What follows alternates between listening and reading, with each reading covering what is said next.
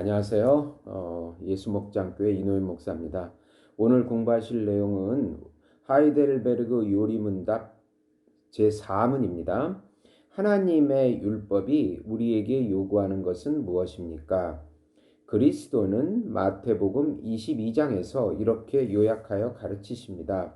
내 마음을 다하고 목숨을 다하고 뜻을 다하여 주 너의 하나님을 사랑하라 하셨으니 이것이 크고 첫째 되는 계명이요 둘째는 그와 같으니 내 이웃을 내 몸과 같이 사랑하라 하셨으니 이 두 계명이 온 율법과 선지자의 강령이니라. 네, 아멘. 네. 하나님께서 우리의 율법, 하나님이 제시하신 율법을 통해서 그 말씀을 통해서 나의 죄와 비참한 상태를 보게 하십니다. 그리고 또 이 율법이 우리에게 요구하는 수준이 있습니다. 그 수준이 있는데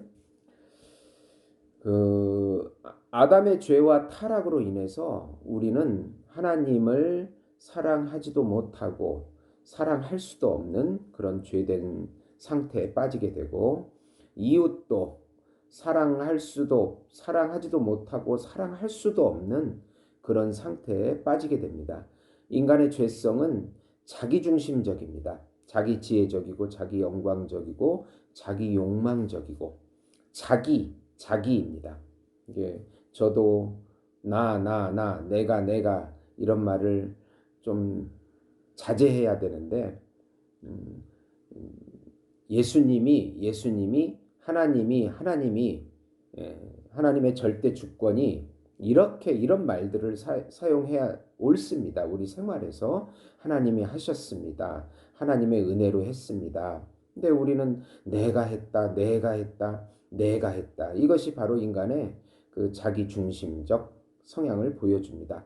하나님을 믿는 신앙 생활 속에서도 우리가 나라고 하는 것을 나의 공로와 노력으로 이루어보려고 하는 하나님께 뭐를 제시해 보려고 하는 그런 성향들이 다 자기중심적 죄성이라고 볼 수가 있겠습니다.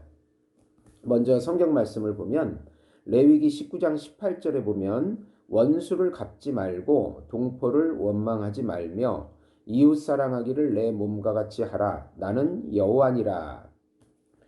신명기 6장 5절 보시면 너는 마음을 다하고 성품을 다하고 힘을 다하여 내 하나님 여호와를 사랑하라. 마가복음 12장 30절에서 31절 보시면 내 마음을 다하고 목숨을 다하고 뜻을 다하고 힘을 다하여 주 너의 하나님을 사랑하라 하신 것이요 둘째는 이것이니 내 이웃을 내 몸과 같이 사랑하라 하신 것이라. 이에서 더 큰 계명이 없느니라. 누가복음 10장 27절 보시면 대답하여 가로되 내 마음을 다하며 목숨을 다하며 힘을 다하며 뜻을 다하여 주 너희 하나님을 사랑하고 또한 내 이웃을 내 몸과 같이 사랑하라 하였나이다. 네. 하나님의 말씀과 율법의 핵심은 바로 이것입니다. 하나님을 이제 마음과 뜻과 목숨을 다해서 사랑하고 이웃을 내 몸과 같이 사랑하라. 네. 이것이 강령이다. 핵심이다. 이것이 율법과 선지자의 핵심이라고 말하고 있습니다. 이 율법과 말씀을 통해서 우리가 죄를 깨닫고 또 예수님께 가게 됩니다. 예수님께 가게 되고 예수님께 가야 이 문제가 해결이 되는 것인데 이 예수님께서 이제 이 말씀을 하시는 것은 나를 믿고 또 나를 의지해서 성령의 이끌림 받아서 이 율법에 요구하는 것들을 성취해 내라고 말씀하고 있는 것입니다. 이 율법은 우리가 도달해야 할 상태를 그 목표를 보여줍니다. 우리가 그리스도인이 되어서 하나님의 영광을 위해서 이 수준까지 하나님의 형상을 담는 이 수준까지 이루어야 한다는 그 목표를 보여주고 있습니다. 그리고 또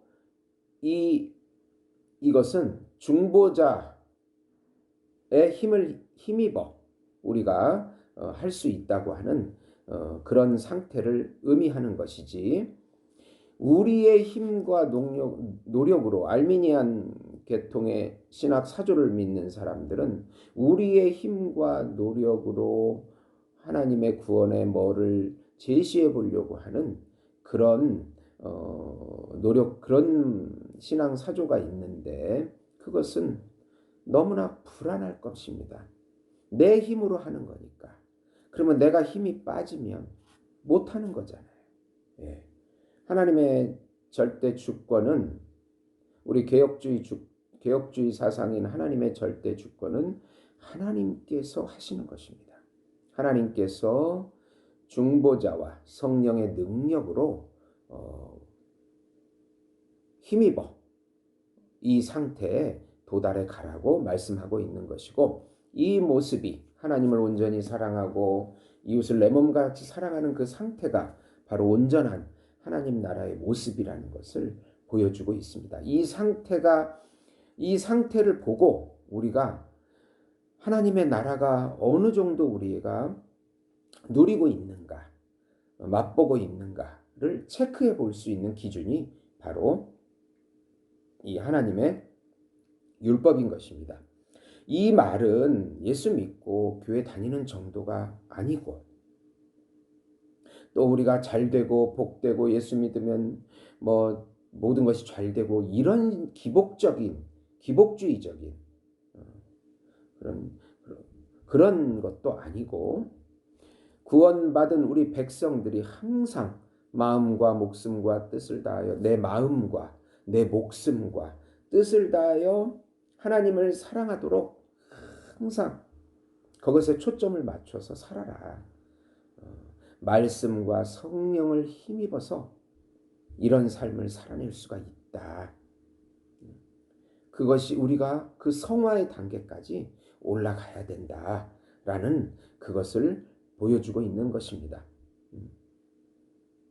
이웃을 사랑하는 내 몸과 같이, 어떻게 이웃을 내 몸과 같이 사랑할 수 있어요? 도대체 우리 지금 불가능합니다. 뭐 이렇게 어려우면 물질을 나눠줄 수 있는 정도는 할 수 있고, 이렇게 좀 어려울 때 좀 도와주는 정도는 되지만은 내 몸처럼